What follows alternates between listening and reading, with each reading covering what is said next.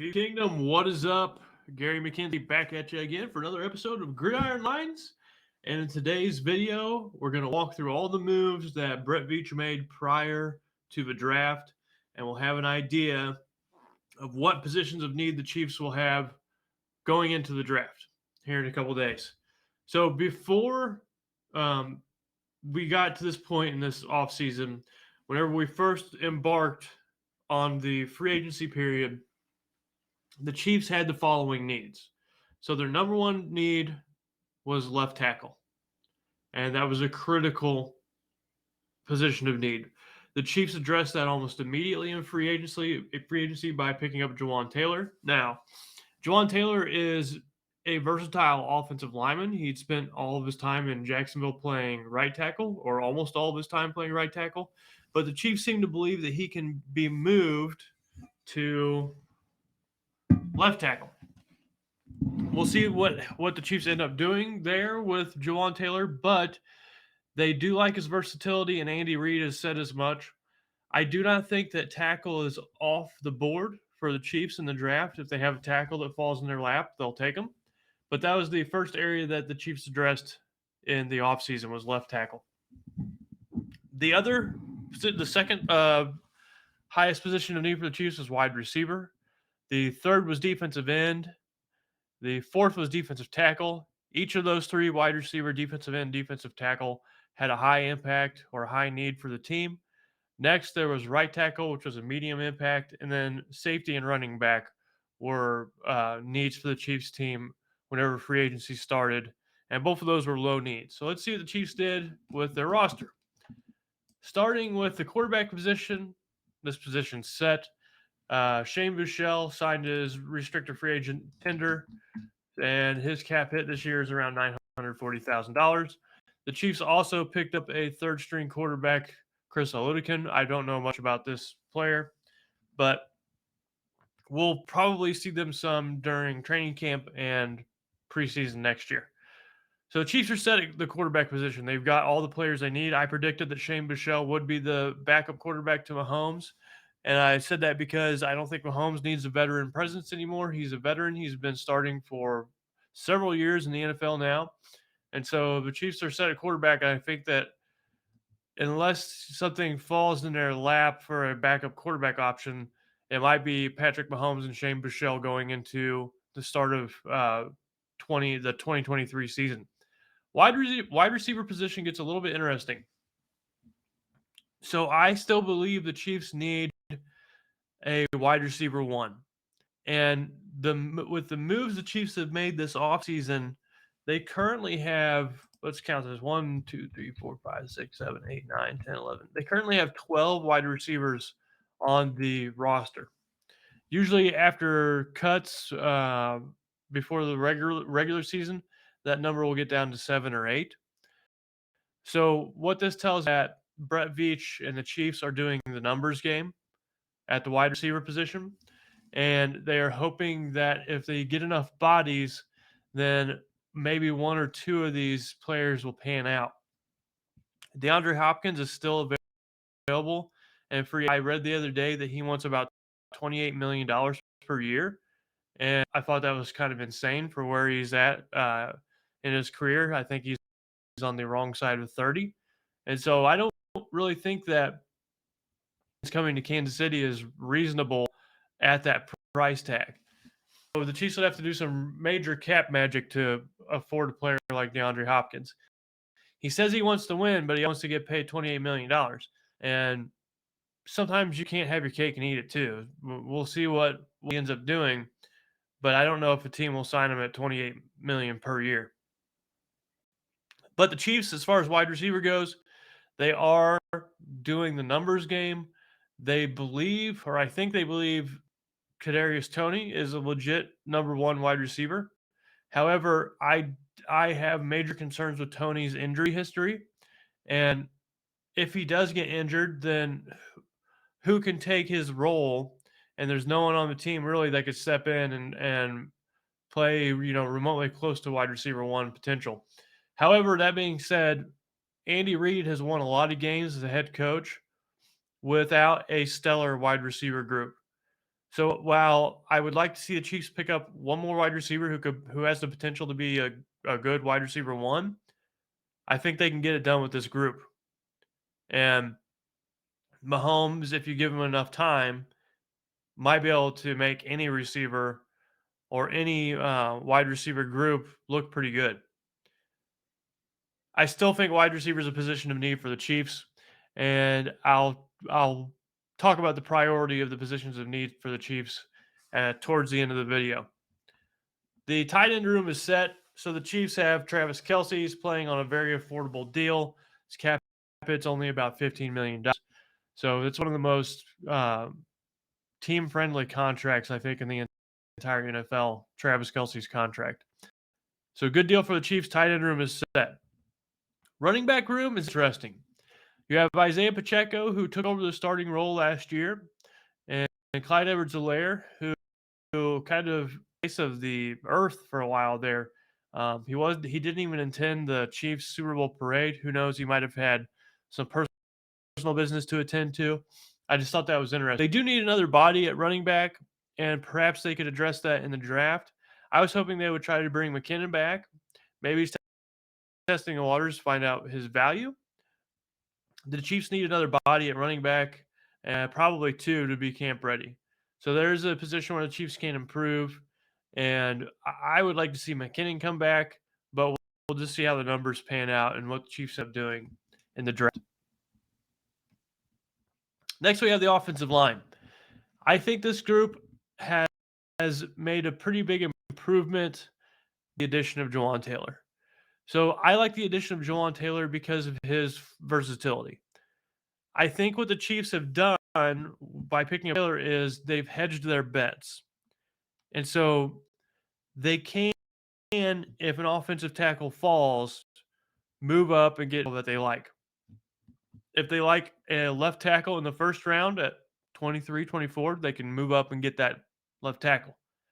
And then they can either put Jawan Taylor at right tackle for the year or let that left tackle do the old Fisher route, start at right tackle, play there for a year, and then switch over. So the Chiefs have a lot of options that they get at their disposal along the offensive line. I think adding Jawan Taylor really helped out a lot. And then the other position that might be kind of interesting is the other tackle, right tackle. Right now, I have Lucas Niang as the starting right tackle for this group, but he's had injury problems in the past. He hasn't been able to have a full year under his belt. We'll see if that changed, but as of right now, I think the Chiefs need at least one more starting caliber tackle, and it looks that they're going to be going into the draft looking for that starting caliber tackle. Nextly, we have the special teams group. Nothing to note here other than Tommy Townsend signed his restricted free agent tender, and he'll be playing for the Chiefs. Moving to the defensive side of the ball. Defensive tackle. This is a major position of need for the Chiefs. They signed to his RFA tender, so he signed. They added Danny Shelton back onto the roster, and then Byron Cowart and Phil Hoskins, a couple of camp bodies, if we're honest, came in and filled up a couple other positions along the defensive tackle group. Aside from Chris Jones and Tershawn Wharton, let's see another starting caliber defensive tackle, except for the one that I don't have labeled here, which is Derek Nottie.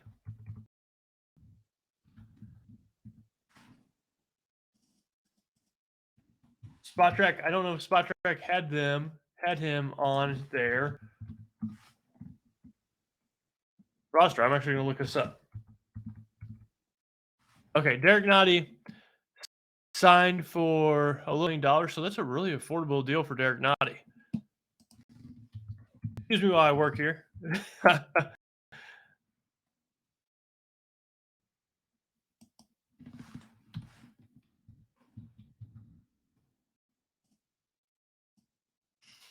Okay, so the Chiefs have what I would consider three starting caliber defensive tackles on their roster now.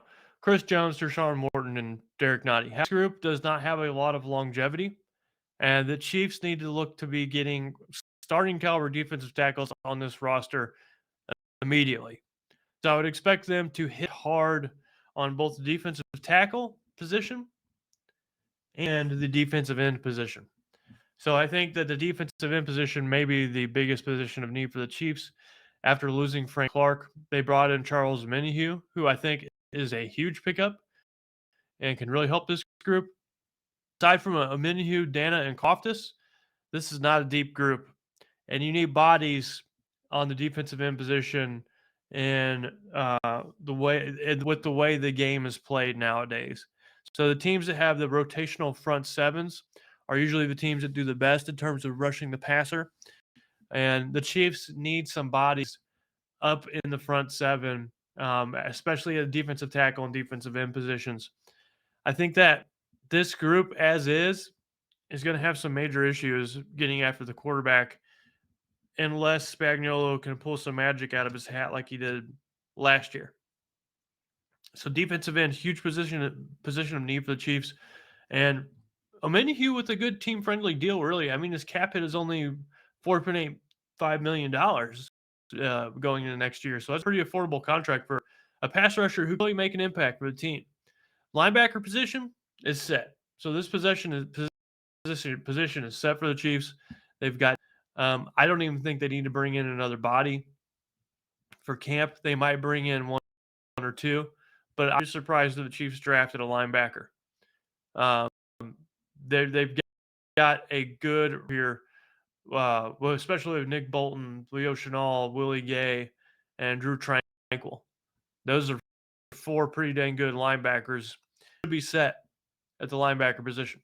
Cornerback position, my one concern with cornerback position is that L'Jarius Sneed inching towards the end of his rookie deal.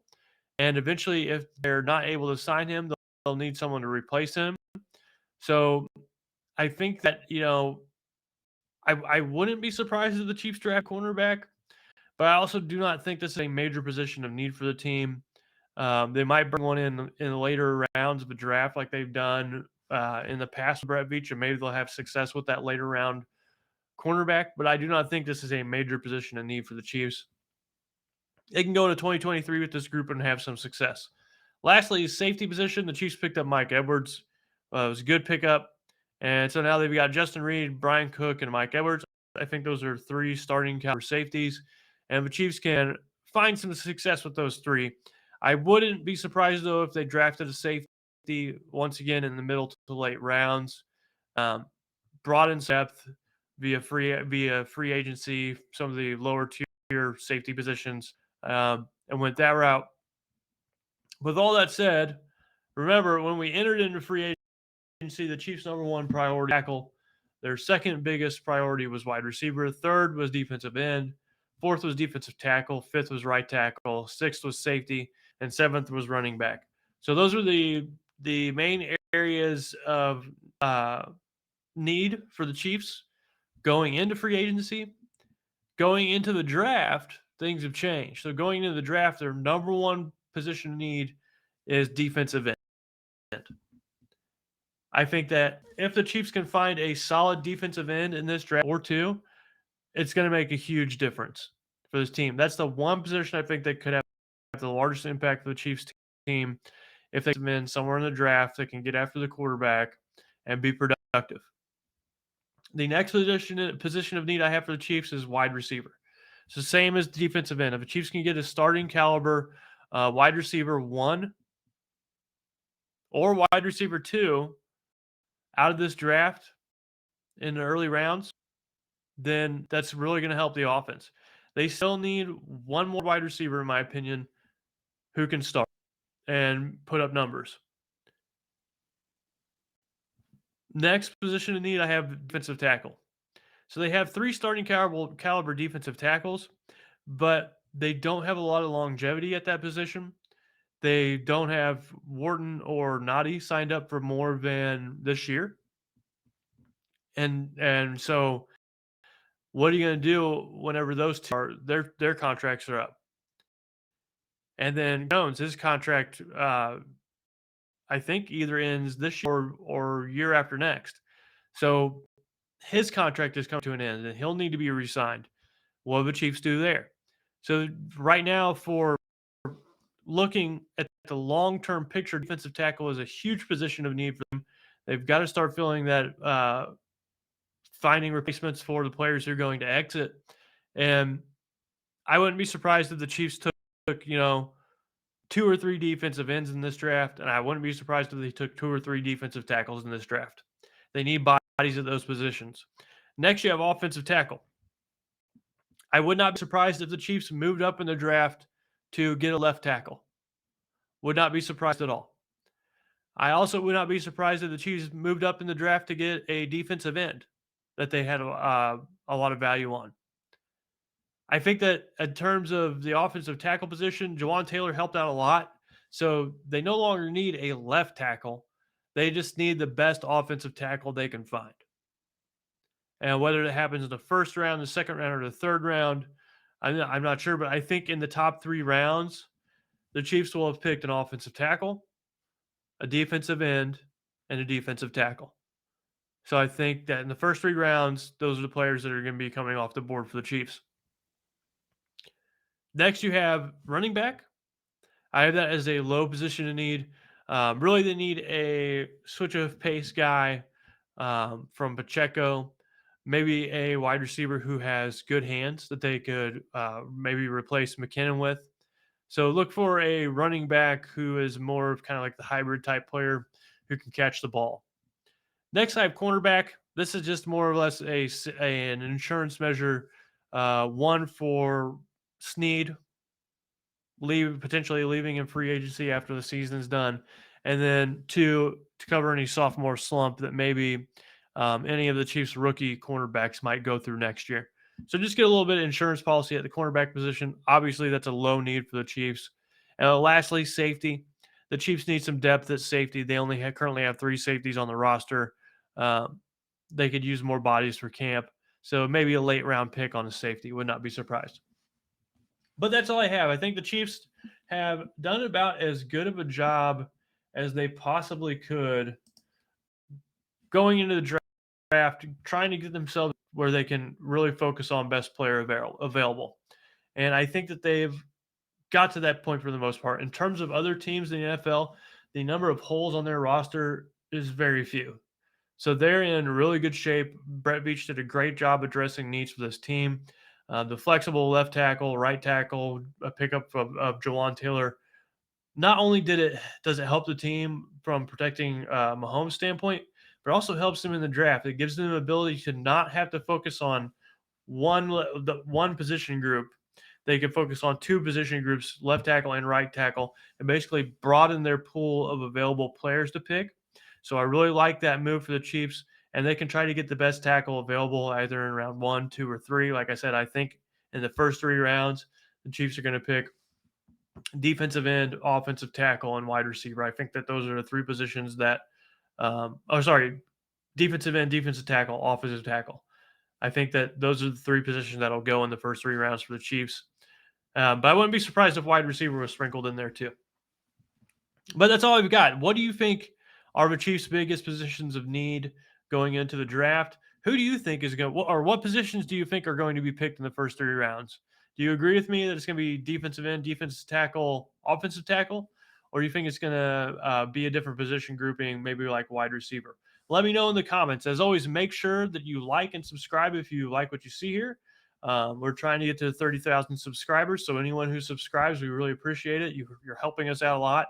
And thanks for watching. I don't have much else to say. Let me know what else you think about this video in the comments. Until then, take it easy. This is Gary signing out. Thanks for watching this video from the team at RGR Football. Click these videos to see more and subscribe to RGR Football.